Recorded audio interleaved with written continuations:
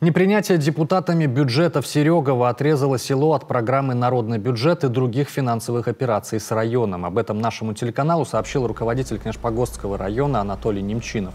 В районной администрации ситуацию назвали абсурдной. Напомним, ранее к главе Коми обратились жители сельского поселения Серегово. 76 человек подписали письмо-претензию к главе села Татьяне Каракчиевой.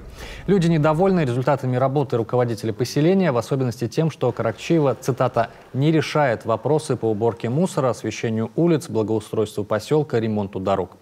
Претензий множество, но крайне возмутило подписавшихся то, что в декабре на сессии Совета поселения не был принят бюджет, и не принят он до сих пор.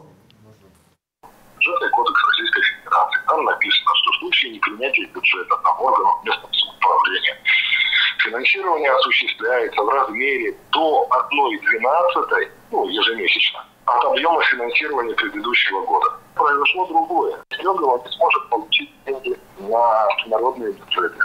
Другие какие-либо возможные, если, допустим, сейчас представить, это тоже было бы невозможно, потому что мы с районного бюджета не перечислить ничего вы туда не могли.